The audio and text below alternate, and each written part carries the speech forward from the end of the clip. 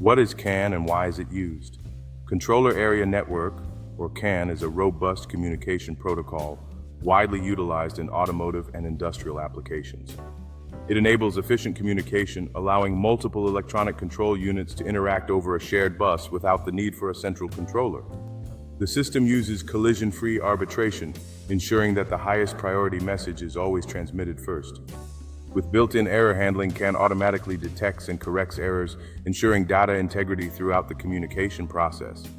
One of the main advantages of CAN is reduced wiring complexity, which minimizes the need for extensive point-to-point connections.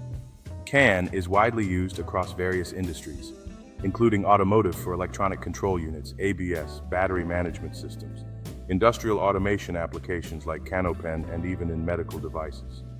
Understanding these fundamentals is essential before we dive deeper into CAN protocol specifics. Next up, CAN bus basics, physical layer and topology. Stay tuned. Did you know that the CAN bus uses two-wire differential signaling for reliable communication? This helps in reducing noise and supports long distances. The typical setup is a linear bus topology, where all devices are connected in sequence with termination resistors at each end to prevent signal reflections. Signal levels are crucial. A dominant state is represented by CAN H around 3.5 V and CAN L around 1.5 V, while both lines sit at about 2.5 V for the recessive state. The maximum bus length is up to 40 meters at 1 Mbps, and longer distances require a lower baud rate to maintain communication integrity. Common bus issues can arise from incorrect termination, stub length violations, and ground loops, which can disrupt reliable communication. A proper understanding of the physical layer ensures stable CAN communication, allowing devices to interact without disruptions. Next up, we'll dive into CAN message format, comparing standard and extended frames. Stay tuned for more insights. Understanding the difference between standard and extended frames is crucial for effective CAN bus communication. Let's explore this in our next video. Let's dive into the CAN message format, starting with the standard frame. It features an 11-bit identifier, allowing for 2048 possible IDs, making it common in most automotive and industrial systems. Next, we have the extended frame, which uses a 29-bit identifier, providing over 500 million possible IDs for those situations that require a wider range. Now let's look at the key fields within a CAN frame. The start of frame, or SOF, marks the beginning of the message. Following the SOF is the arbitration field, which contains the crucial message ID that determines the priority of the message.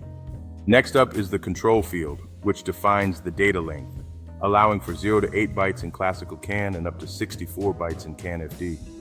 The data field follows, carrying the actual data that needs to be communicated between devices.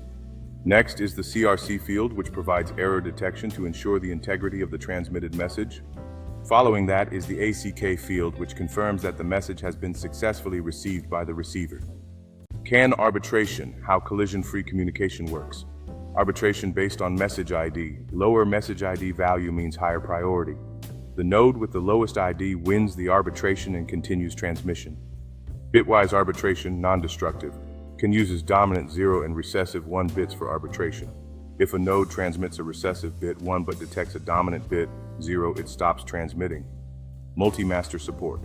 Multiple ECUs can initiate communication, but arbitration ensures only one transmits at a time.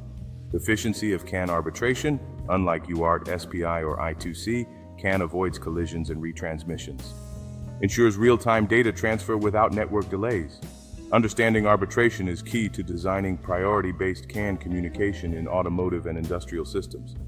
Next up, CAN error handling, detecting and recovering from faults. Stay tuned. In this segment, we will explore the essential aspects of CAN error handling, focusing on how to effectively detect and recover from faults during operation. CAN error handling, detecting and recovering from faults. 5 error detection mechanisms. 1. Bit error, mismatch between transmitted and received bit. 2. Stuff error, more than 5 identical bits break bit stuffing rules. 3. CRC error, cyclic redundancy check value mismatch. 4. ACK error, no acknowledgement from other nodes. 5. Form error, invalid format in fixed fields, e.g. CRC ACK delimiter. Error frames. When errors are detected, a node sends an error frame, 6 dominant bits. All nodes discard the corrupted message and await retransmission. Error counters and bus states, tech and rec track error levels. Error active, normal mode, node can send error frames. Error passive, node communicates but can't send error frames. Bus off, node disconnects after too many errors. Self-recovery, a bus-off node can rejoin after a cooldown or software reset. These mechanisms make CAN robust and reliable for automotive and industrial applications. Next, CAN bit timing and baud rate calculation, ensuring accurate communication. Stay tuned. CAN bit timing and baud rate are crucial for ensuring stable communication in a controller area network. The sync seg lasts for one-time quantum, TQ, which serves as a synchronization point for all nodes in the network. The prop seg helps compensate for any delays in transmission, ensuring that data arrives at the right time. The sample point is typically located between 75 and 85% into the bit time, which is critical for accurate data sampling.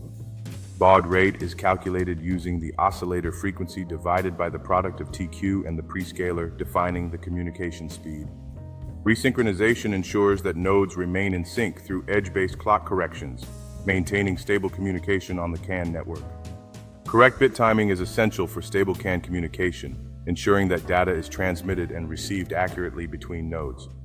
Next, we will explore real-world use cases of CAN technology, highlighting its impact across diverse industries.